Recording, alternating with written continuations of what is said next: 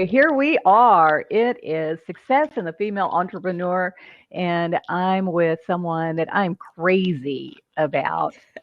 And one of the things I love about entrepreneurship is that you typically get to work with whoever you want to. And I get to work with my sister from time to time. This is my sister, Glynda Woolam. Good She is a morning. real estate investor and an incredible entrepreneur, and you're going to learn so much from her today.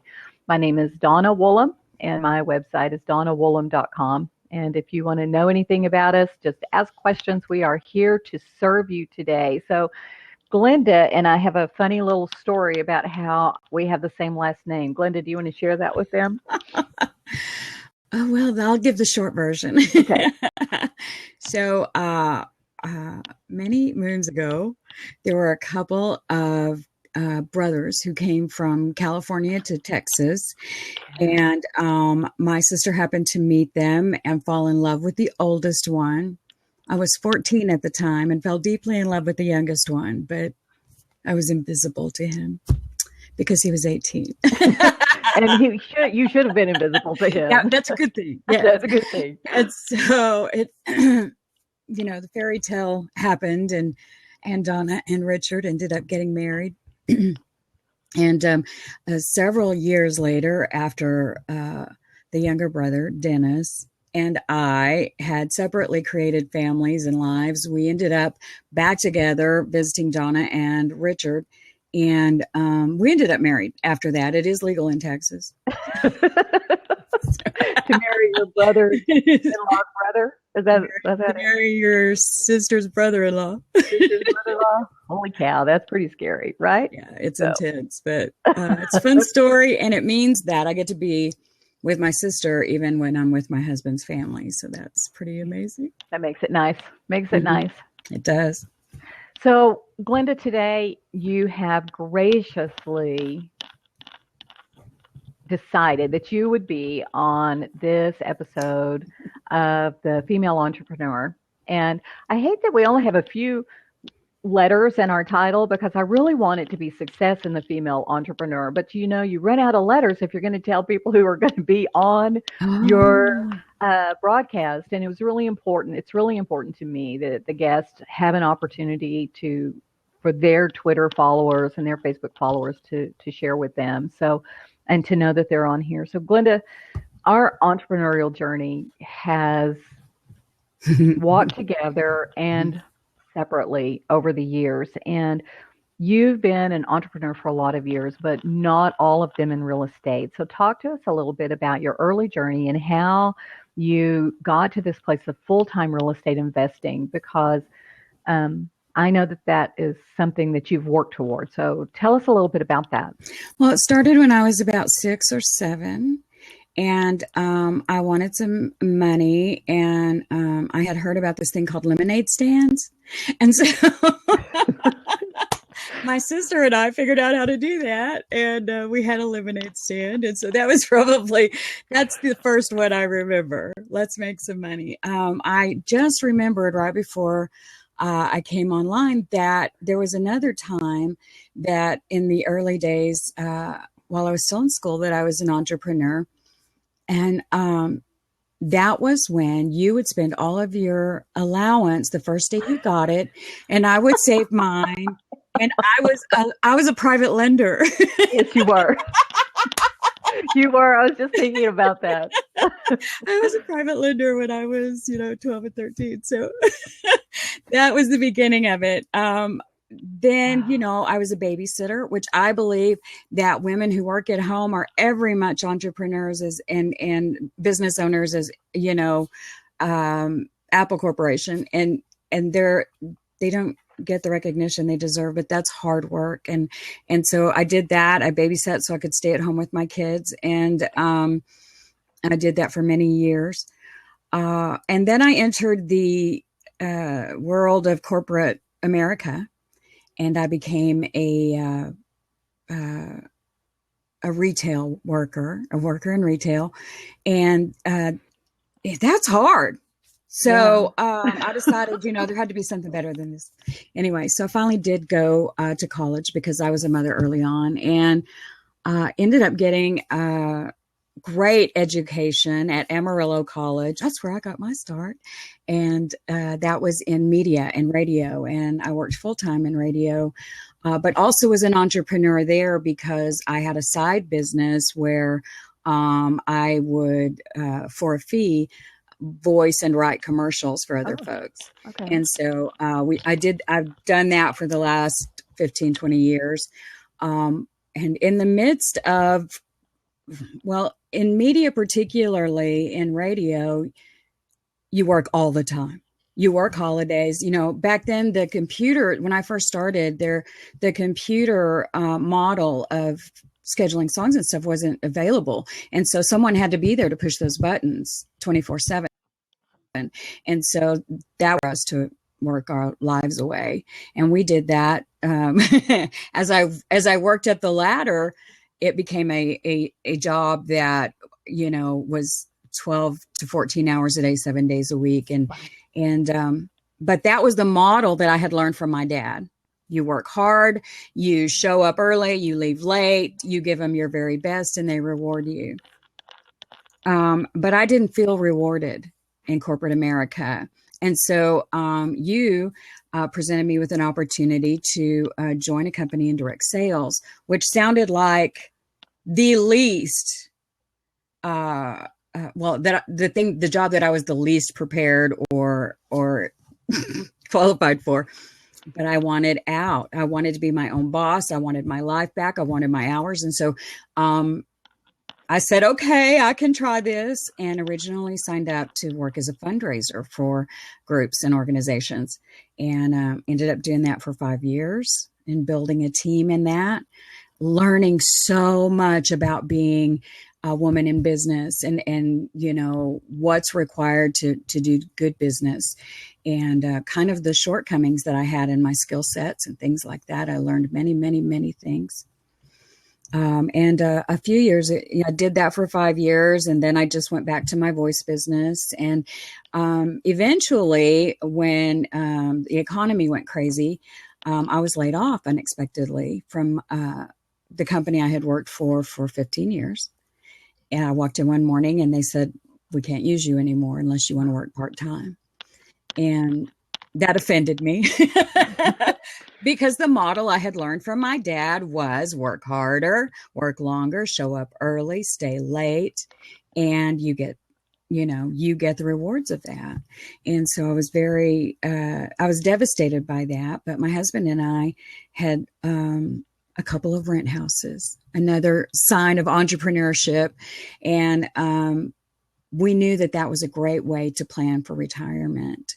And so we decided to expand on our education and get a little bit more knowledge about real estate and, learn how to do it bigger, learn how to do it faster, learn how to make, money at it instead of a little trickle here and there. So that's it. That's how I got here to being a real estate investor. After my layoff, I went full time in real estate.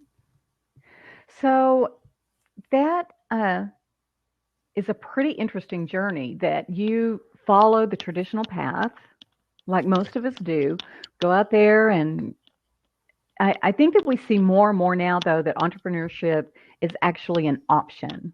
Yes.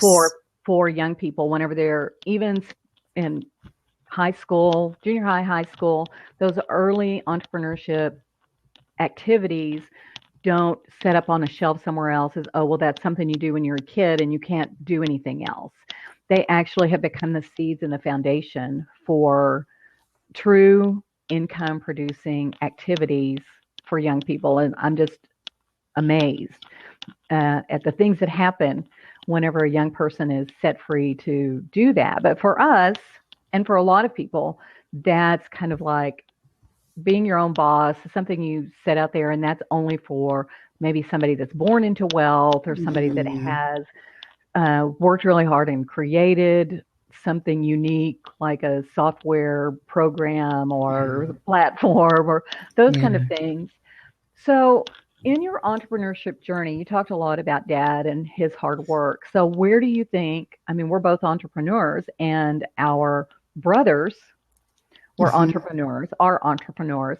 So we came out of a traditional model. Where do you think you learned that? Did you learn that at home? I think, yeah, I really think I did. I think it's prevalent. And we had kind of a working class. Dad did work his way up to a white collar, gray collar job somewhere in between the big boss and the guys who had to get their hands dirty. And but he was an entrepreneur our whole lives. He had his own painting business on the side, and he did construction work, and he had a rental property, and so I think that was modeled to us.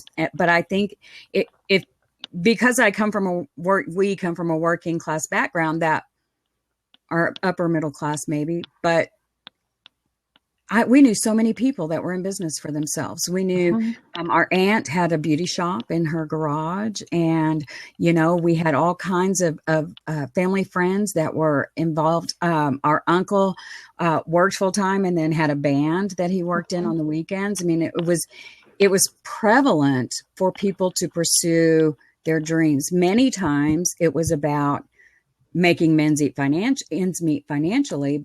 But sometimes it was about pursuing those things that you're passionate about and just finding joy in that. And many times the family was brought in to kind of increase the income because family was free labor. I think people still do that. Yeah.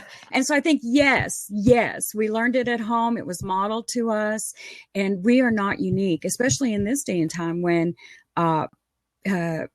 more people like me are getting laid off. You've got tons of experience and ability and so much to give in a field, but the company has figured out that they can hire one person with a lot less experience and not so many ideas of how it really should be done. Mm-hmm. They can train them the way they want them. They can pay them a fraction of what they pay you. And they can have them do several different jobs. So I think more and more people with a lot of expertise are turning to entrepreneurship and finding their own clients and learning how to make what they know a paying proposition.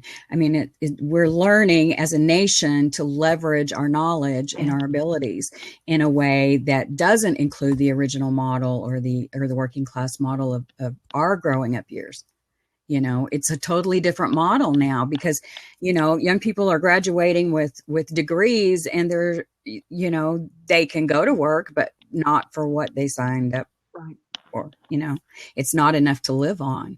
And so lots and lots of people are finding ways to create business on their own and to use their expertise in that way. And I was reading some articles before, pardon me, I was reading some articles in business.com. They say in business.com in their, man, that was a great article, that more than 50% of all workers in America will be self-employed by 2020. Wow. I'm going to put that in the chat box. More than 50% of workers will be self-employed by 2020. And USA has a similar article where they set that at 40% by 2020. But fully 15 million Americans were self-employed in May of 2015. Wow. That's 1 million more than 2014. That's an incredible growth. So, I mean, there's lots of things conspiring to put us into business for ourselves. And we have the model, For me, having the model in a working class family, I knew how to work hard. Yeah. And my mantra whenever I was working for corporate America was, you know what? If I would work this hard in my own business, I could be a millionaire, And I used to say that all the time. If I would work this hard and this long for my own business, I would be a millionaire. And that's not necessarily true. It's not necessarily true that if you work hard, your business is going to be a success. What we have learned in our business, in our real estate business, is the importance of having a powerful team around you. Because if I'm in this business by myself, then I am limited by the hours in the day. I'm limited by my personal skill set, my abilities, my knowledge, my education, and my understanding. But if I surround myself with experts like a real estate attorney, a real estate agent, a CPA who understands real estate tax law, a title company, contractors who understand plumbing and electricity and all those things that they're not, I don't have to learn it all then. Yeah. I just partner with them. I pay them for their services, a fair rate, other solopreneurs and entrepreneurs. And together we create this symbiotic relationship that drives America and improves the economy overall. But the point is, letting go of those limiting beliefs that I have to do it all. Wow. Because if I have to do it all, I get stuck in the working harder, working longer, because most family businesses, people come away without pay for months or years at a time. They put everything they have into it. They put the retirement up. They put, their kids in there, and the kids have to give up oftentimes extracurricular activities in high school because they're needed in the family business. And it satisfies a financial need to a point, but it creates this unbelievable pressure in another area of your life. And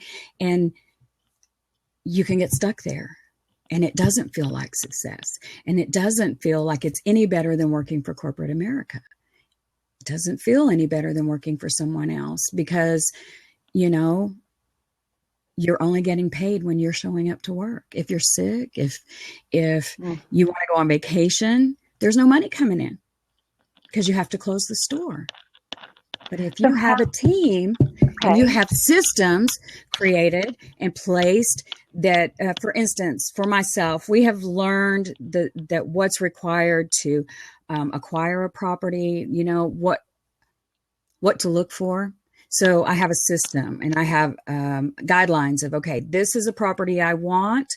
This is what this is the deal I want. This is what I want to pay for it. This is what I want to charge for it as a rental. This is what I want to put into it. And I just have systems now that can run that business without me doing it. I can teach that to someone else. I can teach that to an extended member of my team. They might be an employee. They might be a contractor, but I don't have to be there to make it work.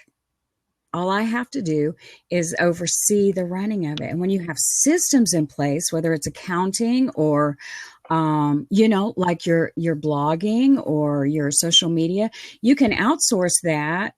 And then you don't have to learn that all yourself.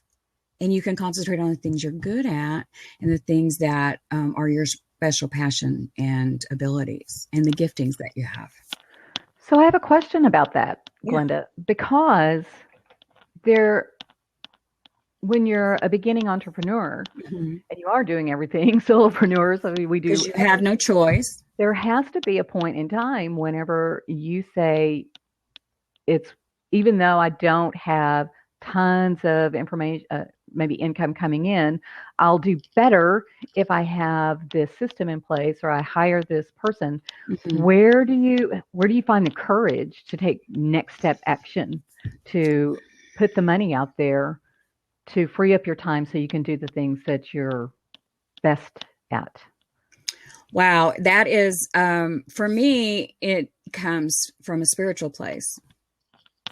Because I have a very prevalent, I guess, relationship with God. I mean, I'm talking to him all the time. I want him to run my business. I want to be a blessing. I want to be blessed so that I can be a blessing to others. So my courage comes from knowing that I'm getting guidance from the master of the universe, but also there's a thing that I've heard many, many times, and it's when the pain of not changing is worse than the fear of changing, then we take a step. It's different in everybody's life. There's a threshold of I can't do this anymore, or an epiphany moment where you're like, I am so limiting myself. Once you identify that limiting belief, whatever it is in your life, you do such a good job of addressing this too in your stuff, Donna. I know that you talk about it in your books and in your blogs too.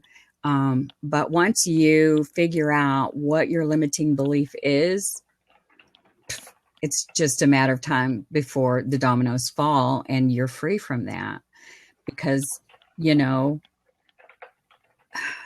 once you shine the light on it, it's powerless. It becomes powerless. It's in the dark, holding you down.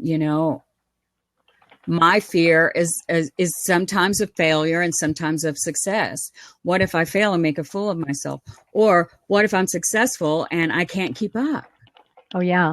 That used to happen to me when I was in direct sales. And, there was always this drive to book more parties. And I felt like, what if I can't handle it? What if I'm not, what if I forget to show up? What if I forget to make my reminder calls? What if? And those are all just vapor. They're vapor. Those are fears that aren't realized many, many, many times. So facing the fear, looking at it dead in the eye, that is what helps me have the courage to step over that line. Maybe just put my toe in the water. Well, what if I fail? What are they going to do? Eat me? That was a big fear in radio because, well, it's just kind of terrifying to think about talking to hundreds of thousands of people. And, if you lose your words or you sneeze or whatever you do, all these hundreds of thousands of people are going to know it. But what I learned was, it doesn't matter. Most people are less concerned about my mistakes than I am. Now, there will be people who have something to say about that, but who cares? Who cares? I learned that stepping out and trying is much, much better than staying imprisoned in the dark. And that's just my truth for right now. Yeah, shine your light on those limiting beliefs. Donna, I lost you completely. I don't know where you've gone. But it was really important to me today to get that point across about the spirit of entrepreneurship is prevalent in America. Really, fully 50%, 40 to 50% of Americans will be in business for themselves. And those numbers, that 15 million entrepreneurs, that does not count people who do it part-time and just, side contract. That's, registered businesses. So clearly the spirit of entrepreneurship lives, and there's a need for this type of thing. What these forums that Donna is presenting, there's a need for that. But there's a place where we can get stuck by our limiting beliefs, and it doesn't become the key to, set us free. We get stuck in the rat race, is what Robert Kiyosaki says. We get stuck in the rat race, running around in circles, and we don't have to be there. But we have to address our thought processes, and we have to take our thoughts captive, and we have to look at the fear dead in the eye and shout it down. You just have to. And I don't do it well every day. And I don't, we're still working on things in our business, because I'm a kind of a control freak, and I want to be able to, make sure that everything's done just the way I want it done. And so that limits us a little bit, because if I will let go and let others handle those things, then I'm free to do what I'm good at, and what I excel at. And by the way, public speaking isn't one of those things. Donna just about has to drag me kicking and screaming into a video chat of some kind. So I don't mind. So it's like a contest for me. I like anything that scares me really bad. I have decided I have to stick my toe in that water and see how bad it really is. And I believe that, I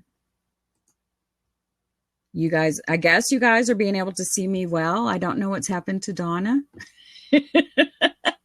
I don't know why. But I do want to encourage you to include your God in your business. If you have faith in the living, loving God, then know that He wants to be an integral part of your life. And the beautiful thing about being in business for yourself is that you get to choose who you work with, who you come alongside and partner with, who your clients are. You get to choose the whole thing. And so we have an opportunity to be an amazing blessing to people all over the world. And I really appreciate that Donna takes that to heart and she keeps it seriously in front of her at all times. My spiritual life is life and death to me. It's first. And so just connect with your God and know that He has an interest in your business, because it's us, the small entrepreneurs who drive the American economy and can change things. You know, you've heard of grassroots revolutions. It starts with the everyman, and that's all we are. We're the everyman, and we are. We have a duty. We have a duty to have integrity and care for one another.